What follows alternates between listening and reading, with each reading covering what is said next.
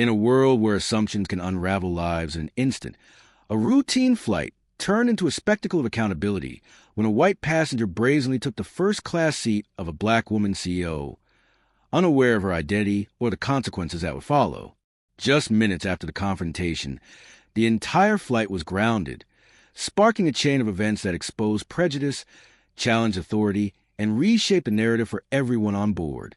The incident unfolded on a crisp autumn morning at John F. Kennedy International Airport in New York, aboard Flight 742, a transcontinental journey bound for Los Angeles.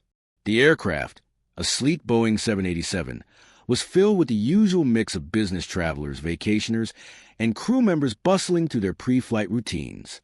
Among the passengers was Nia Thompson, a 42-year-old powerhouse who had risen from humble beginnings to become the CEO of Horizon Innovations, a tech conglomerate valued at over $2 billion.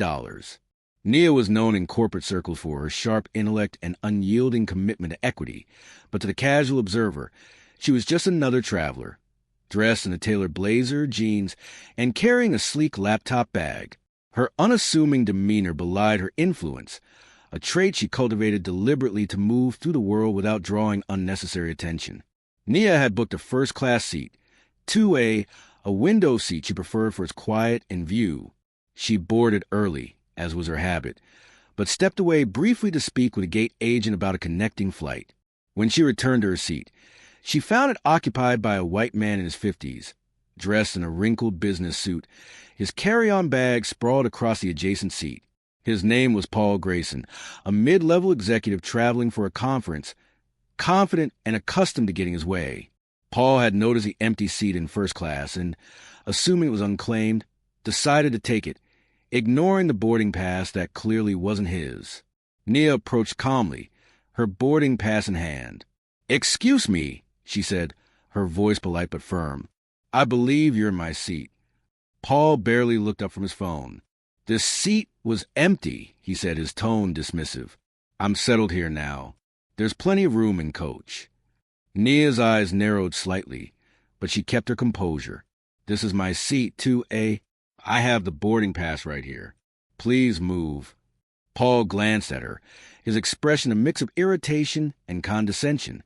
"Look, I'm not moving. I've been flying for years, and I know how this works.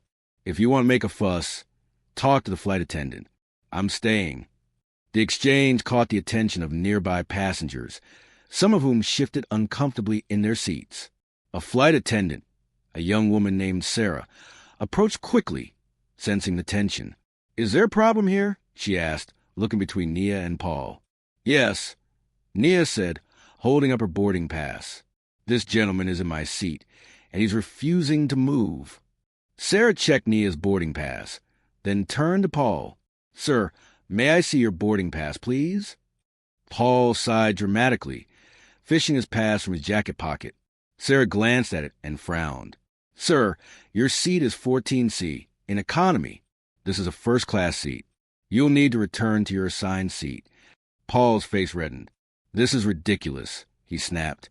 "I'm not moving for her. I was here first. Do you know how much I paid for this flight?" Nia's jaw tightened, but she didn't raise her voice. "It's not about who was here first," she said.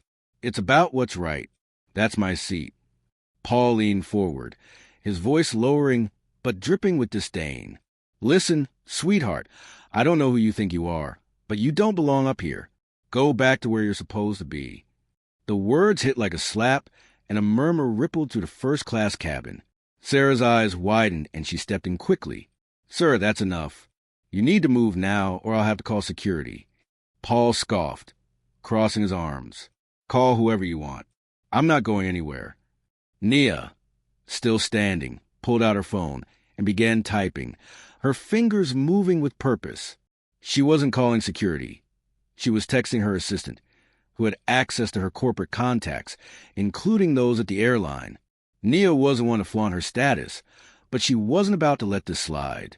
"You're making a mistake," she said quietly to Paul, her voice steady but carrying an edge that made him pause.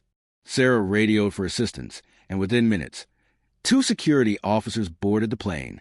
The captain, a seasoned pilot named David Carter, was also alerted and stepped into cabin to assess the situation. By now, the entire first-class section was watching, some passengers whispering, others recording on their phones. The tension was palpable, a mix of curiosity and unease. "Sir," one of the security officers said to Paul, "you need to return to your assigned seat or leave the aircraft." Paul's defiance wavered, but he doubled down. "This is discrimination," he shouted, standing now. "You're singling me out because I'm asserting my rights. I deserve this seat." Nia, still calm, handed her boarding pass to the security officer. "I'm not here to argue," she said. "I just want to sit in the seat I paid for." The officer reviewed the pass, then turned to Paul. "Sir, you're in violation of airline policy. If you don't comply, we'll have to remove you." Paul's face twisted with anger, but before he could respond, Captain Carter stepped forward. "Enough," he said, his voice commanding. "This flight is delayed until this is resolved. Everyone, please remain seated." The announcement sent a ripple of groans to the plane, but no one dared challenge the captain. Paul, sensing the tide turning against him, grabbed his bag and stormed toward the economy section, muttering under his breath. Nia took her seat, her expression unreadable, but her mind was racing. She wasn't just a passenger. She was a woman who had faced countless slights and dismissals in her career, and this incident struck a nerve. As the plane prepared to resume boarding, Nia's phone buzzed with a message from her assistant. "Contacted airline execs. They're aware. Expect a response." Nia nodded to herself, knowing her next steps would have far-reaching consequences. She wasn't just fighting for her seat. She was fighting for respect, for every person who had ever been dismissed or underestimated because of their appearance. Minutes later, the captain's voice came over the intercom. "Ladies and gentlemen, we're experiencing a brief delay due to an operational issue. We apologize for the inconvenience and will update you shortly." What the passengers didn't know was that Nia's assistant had reached out to the airline CEO, a connection Nia had made years ago at a tech conference. The CEO, alarmed by the incident, had instructed the ground crew to halt the flight until a full report was filed. Nia's identity as the CEO of Horizon Innovations was now known to the airline's top brass, and they were scrambling to address the situation.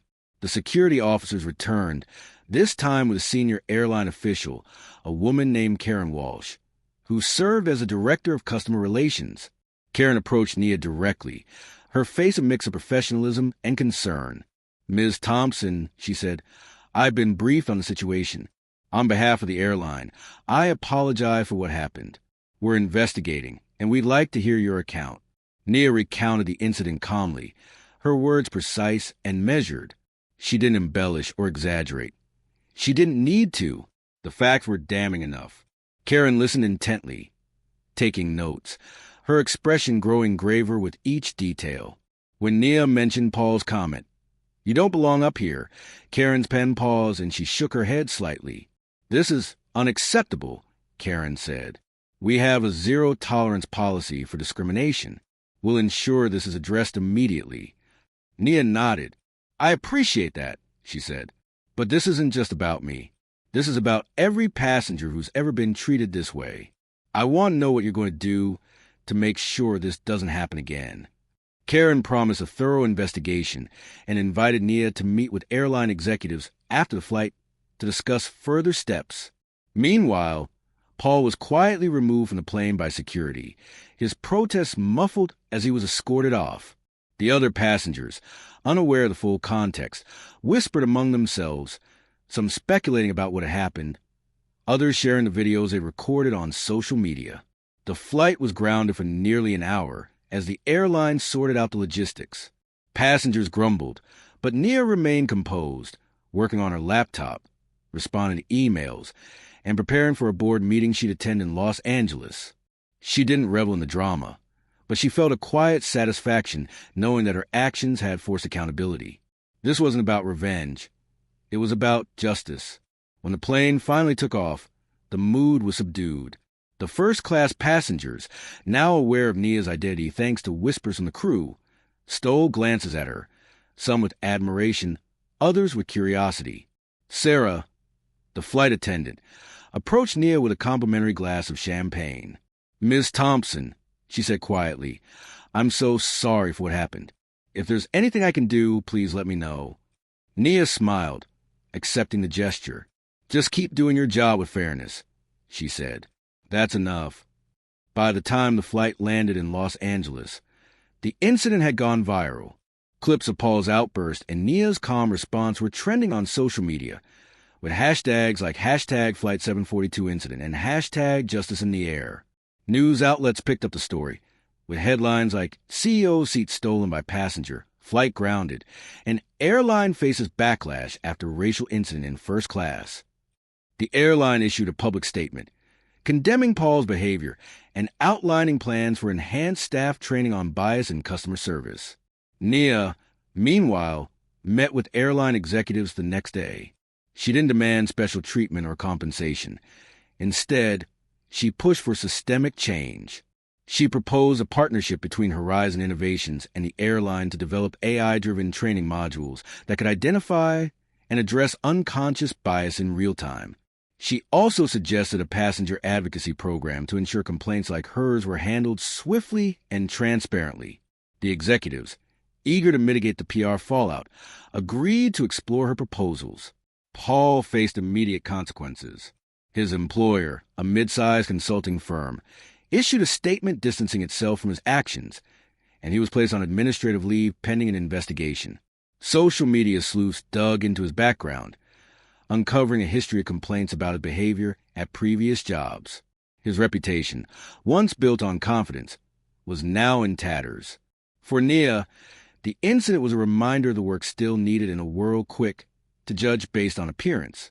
She returned to her role at Horizon Innovations with renewed focus, channeling the experience into her company's mission to create technology that empowered and uplifted.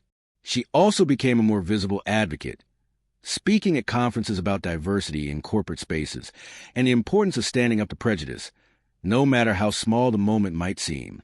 The airline, under pressure from the public and Nia's influence, rolled out new policies within months. Staff underwent mandatory training on cultural sensitivity, and a hotline was established for passengers to report incidents directly to a dedicated team. The partnership with Horizon Innovations led to the development of an app that allowed passengers to provide real-time feedback on their experiences, ensuring accountability at every level. Nia never forgot the sting of Paul's words, but she didn't let them define her.